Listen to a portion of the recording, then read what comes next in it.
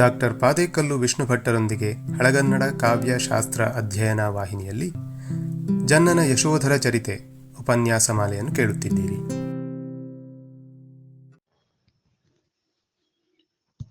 ಶ್ರೀ ಗುರುಭ್ಯೋ ನಮಃ. ಜನ್ನನ ಯಶೋಧರ ಚರಿತೆಯ 4ನೆಯ ಅವತಾರವನ್ನು ನಾವು ಪ್ರವೇಶಿಸುತ್ತಾ ಇದ್ದೇವೆ.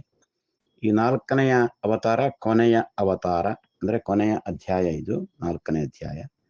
ಈ ಅಧ್ಯಾಯಕ್ಕಾಗುವಾಗ ಯಶೋಧರ ಮತ್ತು ಆತನ ತಾಯಿ ಇವರು ಜನ್ಮ ಜನ್ಮಾಂತರದಲ್ಲಿ ಬಂದಿದ್ದಾರೆ. ಕೋಣ ಮತ್ತು ಹೋತವಾಗಿ ಬಂದು ವಿಚಿತ್ರ ರೀತಿಯಲ್ಲಿ ಮಾಂಸವಾಗಿ ಮಾಡಲ್ಪಟ್ಟು ಪ್ರಾಣವನ್ನು ಕಳೆದುಕೊಂಡು ಅವರು ಇನ್ನೊಂದು ಜನ್ಮಕ್ಕೆ ಪ್ರವೇಶ ಮಾಡುವಂತಹ ಹಂತದಲ್ಲಿದ್ದಾರೆ. ಆ ಇನ್ನೊಂದು ಜನ್ಮ ಕೋಳಿಗಳ ಜನ್ಮ. ಅಲ್ಲೇ ಪಟ್ಟಣದ ಹೊರಗಿನ ಮಾದಿಗರ ಕೇರಿಯಲ್ಲಿ ಅವರು ಜನ್ಮಿಸಿದ್ದಾರೆ. ಕಥಾಭಾಗ ಇಲ್ಲಿಯವರೆಗೆ ಬಂದಿದೆ. ಈಗ ಯಶೋಧರನ ಮಗ ಯಶೋಮತಿ ಮತ್ತು ಆತನ ಪತ್ನಿ ಕುಸುಮಾವಳಿ ಇವರ ಒಂದು ವನವಿಹಾರದ ಚಿತ್ರಣದಿಂದ ಈ ಅವತಾರ ಪ್ರಾರಂಭವಾಗ್ತದೆ. 4ನೇ ಅವತಾರ 1ನೆಯ ಪದ್ಯ ಈ ರೀತಿಯಲ್ಲಿದೆ. ರತಿವೆರಸು ಮನಸಿಜಂ ಬನದತಿಶಯಮಂ ನೋಡಲೆಂದು ಬರ್ಪಂತೆ ಯಶೋಮತಿ ಕುಸುಮಾವಳಿ ಬೆರಸುನ್ನತ ಪೀತಛತ್ರ ನಂದನಂ ನಡೆತಂದಂ. ಅದನ್ನು ವಿಂಗಡಿಸುವುದಾದರೆ, ರತಿ ಬೆರಸು, ರತಿವೆರಸು, ಮನಸಿಜಂ ಬನದ ಅತಿಶಯಮಂ ನೋಡಲ್ ಎಂದು ಬರ್ಪಂತೆ ಯಶೋಮತಿ ಕುಸುಮಾವಳಿ ಬೆರಸು, ಕುಸುಮಾವಳಿ ಬೆರಸು, ಕುಸುಮಾವಳಿ ಬೆರಸು ಉನ್ನತ ಪೀತ ಛತ್ರ ನಂದನಂ. ಉನ್ನತ ಪೀತ ಛತ್ರ, ಪೀತ ಛತ್ರ, ಪೀತ ಛತ್ರ, ಉನ್ನತ ಪೀತ ಛತ್ರ ನಂದನಂ ನಡೆತಂದಂ. ನಡೆತಂದಂ ಎಂದರೆ ಬಂದನು ಎಂಬರ್ಥ. ಪೀತಛತ್ರ ನಂದನಂ ಬಂದಂ. ಪೀತಛತ್ರ ನಂದನನು ಬಂದನು. ಎಂತಹ ಪೀತಛತ್ರ? ಉನ್ನತ ಪೀತಛತ್ರ ನಂದನಂ ಬಂದಂ. ಇಲ್ಲಿ ಪ್ರಾರಂಭದಿಂದ ನೋಡೋಣ. ರತಿ ಬೆರಸು, ರತಿ ಬೆರಸು, ರತಿಯನ್ನು ಕೂಡಿಕೊಂಡು, ಮನಸಿಜಂ, ಮನಸಿಜ ಅಂದ್ರೆ ಮನ್ಮಥ ಅಂತ ಅರ್ಥ. ಮನ್ಮಥ ರತಿಯರು ಅತ್ಯಂತ ಸುಂದರ ಸುಂದರಿಯರಾದ ಪತಿಪತ್ನಿಯರು ಎಂಬುದು ನಮ್ಮ ಪ್ರಾಚೀನ ಕಲ್ಪನೆ. ರತಿಯನ್ನು ಕೂಡಿಕೊಂಡು ಮನ್ಮಥನೇ ಬಂದ ಹಾಗೆ ಅಂದ್ರೆ ಇಲ್ಲಿ ಕುಸುಮಾವಳಿ ಪತ್ನಿ, ಅಲ್ಲಿ ರಾಜನಾದಂಥ ಯಶೋಮತಿ ಪತಿ. ಯಶೋಮತಿ ಕುಸುಮಾವಳಿಯನ್ನು ಕರೆದುಕೊಂಡು ವನವಿಹಾರಕ್ಕಾಗಿ ಬರ್ತಾ ಇದ್ದಾನೆ. ಇದು ರತಿ ಮನ್ಮಥರೇ ಬಂದ ಹಾಗಿತ್ತು ಎಂಬಂತಹದ್ದು ಇಲ್ಲಿ ಸಾಮಾನ್ಯವಾದಂತಹ ವರ್ಣನೆ. ರತಿವೆರಸು ಮನಸಿಜಂ, ಮನಸಿಜ ಅಂದ್ರೆ ಮನಸ್ಸಿನಲ್ಲಿ ಹುಟ್ಟಿದವನು. ಅಂಗಜ ಎಂಬ ಹೆಸರು ಇದೆ, ಅಂಗದಲ್ಲಿ ಹುಟ್ಟಿದವನು ಎಂಬ ಅರ್ಥ. ಮನಸ್ಸಿನಲ್ಲಿ ಹುಟ್ಟಿದಂಥ ಕಾಮ ಎಂಬುದು ಮನಸ್ಸಿನಲ್ಲಿ ಹುಟ್ಟುವಂತಹದ್ದು, ಆದ್ದರಿಂದ ಮನಸಿಜ ಎಂಬಂತಹ ಪ್ರಯೋಗ. ಬನದ ಅತಿಶಯಮಂ, ವನ ವಿಹಾರಕ್ಕಾಗಿ ಬಂದಿದ್ದಾನೆ. ವನದ ವಿಶಿಷ್ಟತೆಯನ್ನು, ಅತಿಶಯವನ್ನು, ಹೆಚ್ಚುಗಾರಿಕೆಯನ್ನು ನೋಡಬೇಕು, ಸೌಂದರ್ಯವನ್ನು ನೋಡಬೇಕು ಎಂಬಂತಹ ಅರ್ಥದಲ್ಲಿ ಬನದ ಸೌಂದರ್ಯವನ್ನು ನೋಡುವುದಕ್ಕಾಗಿ, ಬನದ ವಿಶೇಷತೆಯನ್ನು ನೋಡುವುದಕ್ಕಾಗಿ ನೋಡಲ್ ಎಂದು ಬರ್ಪಂತೆ. ರತಿಮನ್ಮಥರೇ ವನವಿಹಾರಕ್ಕಾಗಿ ವನದ ಅತಿಶಯವನ್ನು ನೋಡುವುದಕ್ಕಾಗಿ ಬಂದರೋ ಎಂಬಂತೆ ಯಶೋಮತಿ ಕುಸುಮಾವಳಿಯನ್ನು ಕೂಡಿಕೊಂಡು ಬರ್ತಾ ಇದ್ದಾನೆ ಅಂತ. ಯಶೋಮತಿ ಯಶೋಧರ ರಾಜನ ಮಗನಾದಂತಹ ಯಶೋಮತಿ, ಕುಸುಮಾವಳಿ ಬೆರಸು, ಕುಸುಮಾವಳಿಯನ್ನು ಕೂಡಿಕೊಂಡು, ಬೆರಸು ಅಂತ ಹೇಳಿದ್ರೆ ಒಟ್ಟಿಗೆ ಸೇರಿಕೊಂಡು, ಕೂಡಿಕೊಂಡು ಎಂಬಂತಹ ಅರ್ಥ. ಕುಸುಮಾವಳಿ ಬೆರಸು, ಕುಸುಮಾವಳಿ ಬೆರಸು, ವಕಾರಕ್ಕೆ ವಕಾರಾದೇಶ. ಉನ್ನತ ಪೀತ ಛತ್ರ ನಂದನಂ, ಇಲ್ಲಿ ಉನ್ನತ ಪೀತ ಛತ್ರ ನಂದನ ಎಂಬುದಕ್ಕೆ ಸ್ವಲ್ಪ ವಿವೇಚನೆ ಮಾಡಬೇಕು. ಪೀತಛತ್ರ, ಪೀತಛತ್ರ ಅಂತ ಹೇಳಿದ್ರೆ ಹಳದಿ ಬಣ್ಣದ ಕೊಡೆ ಎಂಬ ಅರ್ಥ.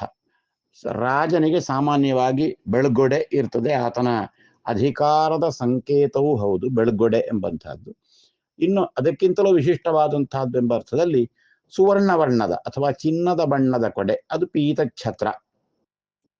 ಪ್ರಾಯಶಃ ಹಿಂದಿನ ಕಾಲದಲ್ಲಿ ಪೀತಛತ್ರ ಮತ್ತು ಅದಕ್ಕೆ ಸಮಾನವಾಗಿ ಶ್ವೇತಛತ್ರ ಇವುಗಳನ್ನು ಹಿಡಿಯುವಂತಹ ಪದ್ಧತಿ, ರಾಜರ ಹಿಂಭಾಗದಲ್ಲಿ ಹಿಡಿಯುವಂತಹ ಪದ್ಧತಿ ಇದ್ದಿರಬೇಕು, ಇತ್ತು. ಆ ಪೀತಛತ್ರವೇ ಆ ರಾಜತ್ವದ ಲಕ್ಷಣ ಎಂಬ ವಿಷಯವೂ ಇದೆ. ಹಾಗೆ ಉನ್ನತ ಪೀತಛತ್ರ ನಂದನಂ, ಉನ್ನತ ಪೀತಛತ್ರ ನಂದನಂ ಅಂತ ಹೇಳಿದ್ರೆ, ಉನ್ನತ ಪೀತಛತ್ರ ನಂದನನಾದ ಯಶೋಮತಿ ನಡೆತಂದಂ. ಇಲ್ಲಿ ಎರಡು ರೀತಿಯಲ್ಲಿ ಅರ್ಥ ಮಾಡಬೇಕು. ಒಂದು, ಈ ಉನ್ನತ ಪೀತಛತ್ರ ಎಂಬುದು ಯಾರಿಗೆ ಅನ್ವಯ ಎಂಬುದು, ಅದು ಯಶೋಮತಿಗೂ ಅನ್ವಯವಾಗಬಹುದು ಅಥವಾ ಯಶೋಧರನಿಗೂ ಅನ್ವಯವಾಗಬಹುದು. ಯಶೋಧರ ಚಕ್ರವರ್ತಿಯಾಗಿದ್ದ, ಇದು ಯಶೋಧರನ ಚರಿತೆ. ಆದ್ದರಿಂದ ಯಶೋಧರ ಆತ ಚಕ್ರವರ್ತಿ ಅಥವಾ ಆತ ಮಹಾರಾಜ, ಆ ಮಹಾರಾಜನ ಲಕ್ಷಣ ಈ ಪೀತಛತ್ರ. ಆದ್ದರಿಂದ ಉನ್ನತ ಪೀತಛತ್ರಂ, ಉನ್ನತ ಪೀತಛತ್ರನಾಗಿರುವವನು, ಉನ್ನತ ಅಂದ್ರೆ ಎತ್ತರವಾದ ಎಂಬ ಅರ್ಥ, ಎತ್ತಿ ಹಿಡಿಯಲ್ಪಟ್ಟ, ಎತ್ತಿ ಹಿಡಿಯಲ್ಪಟ್ಟ ಸುವರ್ಣವರ್ಣದ ಛತ್ರ ಉಳ್ಳವನು ಅಂದ್ರೆ ಚಕ್ರವರ್ತಿ, ರಾಜ ಎಂಬ ಆ ಅರ್ಥ. ಅದರ ನಂದನಂ, ಆ ಉನ್ನತ ಪೀತಛತ್ರ ಹಿಡಿದವನು, ಹಿಡಿಯಲ್ಪಟ್ಟವನು ಯಾವನೋ ಅವನು ರಾಜ, ಆ ರಾಜನ ಮಗ. ನಂದನ ಅಂದ್ರೆ ಮಗ ಎಂಬ ಅರ್ಥ. ಆ ಅಂಥವನ ಮಗ ನಾದಂತಹ ಯಶೋಮತಿ ಅಂದ್ರೆ ಯಶೋಧರನ ಮಗನಾದ ಯಶೋಮತಿ ಎಂಬ ಅರ್ಥ ಒಂದು. ಎರಡನೇದು, ಆ ಉನ್ನತ ಪೀತ ಛತ್ರ ಏನಿದೆ, ಆ ಛತ್ರವೇ ತಂದೆ. ಒಬ್ಬ ರಾಜನಾದವನಿಗೆ ಅದು ತಂದೆಯ ಸ್ಥಾನದಲ್ಲಿರ್ತದೆ ಎಂಬುದಾಗಿ ಹಿಂದಿನ ಹೇಳಿಕೆಗಳಿವೆ. ಉದಾಹರಣೆಗೆ ರಾಘವಾಂಕನ ಹರಿಶ್ಚಂದ್ರ ಕಾವ್ಯದಲ್ಲಿ ಅಲ್ಲಿ ವಿಶ್ವಾಮಿತ್ರನ ಕೃತಕ ಸೃಷ್ಟಿಯ ಇಬ್ಬರು ಯುವತಿಯರು ಬಂದು ಕಾಡಿನಲ್ಲಿ ಆತನ ನಾಟ್ಯ ಮಾಡಿ ಕಾಡಿನಲ್ಲಿ ಹರಿಶ್ಚಂದ್ರನ ಮೆಚ್ಚುಗೆಗೆ ಪಾತ್ರವಾಗಿ ಏನು ಬೇಕು ಕೇಳಿ ಅಂತ ಹೇಳಿದಾಗ ಮದುವೆ ಆಗು ಅಂತ ಹೇಳ್ತಾರೆ. ಅದಾಗ್ಲಿಕ್ಕೆ ಸಾಧ್ಯ ಇಲ್ಲ ಎಂಬುದಾಗಿ ಹೇಳ್ತಾನೆ. ಹಾಗಾದ್ರೆ ನಿನ್ನ ಶ್ವೇತ ಛತ್ರವನ್ನು ಕೊಡು ಎಂಬುದಾಗಿ ಅವರು ಕೇಳ್ತಾರೆ. ಅದನ್ನು ಕೊಡ್ಲಿಕ್ಕೆ ಆಗುವುದಿಲ್ಲ, ಕೊಡುವಂತಹದ್ದು ಧರ್ಮ ಅಲ್ಲ, ಧರ್ಮ ಅಲ್ಲದೆ ಇರುವುದನ್ನು ನಾನು ಮಾಡ್ಲಿಕ್ಕೆ ಆಗುವುದಿಲ್ಲ ಅಂತ ಹೇಳ್ತಾನೆ. ಅದಕ್ಕೆ ನೀನು ಅದನ್ನು ಕೊಡು ಅಂತ ಕೇಳಲಿಲ್ಲ, ಇದನ್ನು ಕೊಡು ಅಂತ ಹೇಳಿಲ್ಲ, ಕೊಡೆ ಕೊಡು ಅಂತ ಕೇಳಿದ್ರೆ ನೀನು ಯಾಕೆ ಹಿಂಜರೀತಿ ಅಂತ ಕೇಳಿದಾಗ ಹರಿಶ್ಚಂದ್ರ ಆ ಕೊಡೆಯ ಮಹತ್ವ ಏನು ಎಂಬುದಾಗಿ ಒಂದು ವಿವರಣೆಯನ್ನು ಕೊಡ್ತಾನೆ. ಆ ವಿವರಣೆಯಲ್ಲಿ ಈ ವಿಷಯ ಸ್ಪಷ್ಟವಾಗಿದೆ. ಲೋಗರಿಗೆ ಕೊಡಬಾರದಾಗಿ ಸತಿ, ಪಟ್ಟವ ಕಟ್ಟುವಾಗಲರ್ಚಿಸಿಕೊಂಬುದಾಗಿ ದೈವಂ, ಆಮೇಲೆ ಅದು ನೆಳಲ ತಂಪನೊಸೆದೀವುದಾಗಿ ಸಾಗಿಸುವ ತಾಯಿ, ಆಮೇಲೆ ಅದು ಪರಂಪರೆಯಿಂದ ಬಂದಂತಹ ಕಾರಣದಿಂದ ಅದು ತಂದೆ. ಹಾಗೆ ಪಟ್ಟವ ಕಟ್ಟುವಾಗ ಅರ್ಚಿಸಿಕೊಳ್ತಾ ಉಂಟದು, ಆದ್ದರಿಂದ ಅದು ದೈವ. ಈಗ ನಾವು ತಂದೆಯನ್ನೋ ತಾಯಿಯನ್ನೋ ಕೇಳಿದ್ರೆ ನಾವು ಕೊಡ್ಲಿಕ್ಕೆ ಸಾಧ್ಯವೇ? ನಮ್ಮ ದೈವರನ್ನು ಕೊಡಿ ಅಂತ ಹೇಳಿದ್ರೆ ಕೊಡ್ಲಿಕ್ಕೆ ಸಾಧ್ಯವೇ? ಅದು ಸಾಧ್ಯ ಇಲ್ಲ. ನೀವು ಅದನ್ನೆಲ್ಲ ಕೊಡೋದು ಬೇಡ, ಕೊಡೆ ಕೊಡು ಅಂತ ಹೇಳಿದ್ದು. ಆ ಕೊಡೆ ಅಥವಾ ಛತ್ರ ಏನಿದೆಯೋ ಅದು ನಮಗೆ ತಂದೆಯ ಸಮಾನ, ಆದ್ದರಿಂದ ಅದುವೇ ತಂದೆ ಎಂಬುದಾಗಿ ಹೇಳ್ತಾನೆ. ಆದ್ದರಿಂದ ರಾಜನಾದವನಿಗೆ ತಂದೆಯ ಸ್ಥಾನದಲ್ಲಿರುವಂತಹ ಶ್ವೇತಛತ್ರ ಅದು ತಂದೆ. ಆ ಶ್ವೇತಛತ್ರದ ನಂದನ ಅಂದ್ರೆ ಪರಂಪರೆಯ ರಾಜತ್ವದಲ್ಲಿ ಬಂದಂತಹ ಆ ಶ್ವೇತಛತ್ರ ತಂದೆಯ ಸ್ಥಾನದಲ್ಲಿರುವುದು, ಅದರ ಮಗ. ಶ್ವೇತಛತ್ರಾಧಿಪತಿ ಎಂಬ ಅರ್ಥವೇ ಇದು. ಇಲ್ಲಿ ಪೀತಛತ್ರ, ಪೀತಛತ್ರ ಶ್ವೇತಛತ್ರ ಎರಡು ಒಂದೇ ಎಂಬುದಾಗಿ ತೆಗೆದುಕೊಳ್ಬೇಕು. ಇಲ್ಲಿ ಒಂದು ವ್ಯಾಖ್ಯಾನದಲ್ಲಿ ಡಾಕ್ಟರ್ ಪದ್ಮಪ್ರಸಾದ್ ಅವರು ವ್ಯಾಖ್ಯಾನದಲ್ಲಿ ನಂದನ ಅಂದ್ರೆ ಸಮೂಹ ಎಂಬ, ನಂದನ ಅಂದ್ರೆ ಸಮೂಹ ಎಂಬ ಅರ್ಥವನ್ನು ಡಾಕ್ಟರ್ ಪದ್ಮಪ್ರಸಾದರು ಕೊಟ್ಟಿದ್ದಾರೆ. ಅಂದ್ರೆ ಪೀತಛತ್ರಗಳ ಸಮೂಹದಲ್ಲೇ ಆತ ಬಂದಿದ್ದಾನೆ ಎಂಬ ಅರ್ಥ ಮಾಡಬೇಕಾಗ್ತದೆ ಅಂತ ಹೇಳಿ. ಇಲ್ಲಿ ಆ ರೀತಿಯಲ್ಲಿ ಅರ್ಥ ಮಾಡಲೇಬೇಕಾದಂತಹದ್ದೇನಿಲ್ಲ. ಅಲ್ಲಿ ಉನ್ನತ ಪೀತಛತ್ರಂ ಎಂಬಂತಹದ್ದು ಯಶೋಧರನಿಗೆ ಅನ್ವಯಿಸಿದ್ದು. ಆದ್ರಿಂದ ಯಶೋಧರ ಅಂತ, ಯಾಕೆಂದ್ರೆ ಈ ಕಾವ್ಯದ ನಾಯಕ ಯಶೋಧರ, ಆ ಯಶೋಧರನ ಮಗ ಎಂಬ ಅರ್ಥದಲ್ಲಿ ಯಶೋಮತಿ ಯಶೋಧರನ ಮಗ ಎಂಬ ಅರ್ಥವನ್ನು ಉನ್ನತ ಪೀತಛತ್ರ ನಂದನ ಅಂತ ಹೇಳಿದ್ದು ಅಂತ ಹೇಳ್ಬೋದು. ಎರಡನೇ ಆ ಅರ್ಥವೂ ಬೇಡ, ಇದು ಪರಂಪರೆಯಿಂದ ಬಂದಂತಹ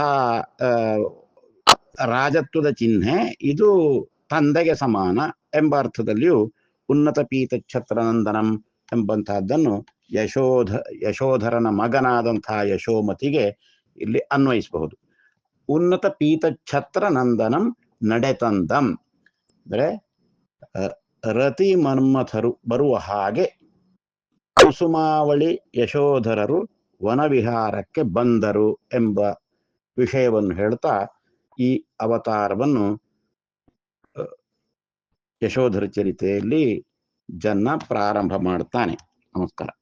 ಮತ್ತು ಯಶೋಧರರು ಎಂಬುದಾಗಿ ಬಾಯಿ ತಪ್ಪಿ ಹೇಳಿದಂತಹದ್ದಾಗಿದೆ, ಗಮನಿಸಬೇಕು. ಕುಸುಮಾವಳಿ ಮತ್ತು ಯಶೋಮತಿ, ಯಶೋಧರನ ಮಗ, ಇವರು ಬಂದರು ಎಂಬುದನ್ನು ತಿಳಿದುಕೊಳ್ಬೇಕಾಗಿ ಪ್ರಾರ್ಥನೆ.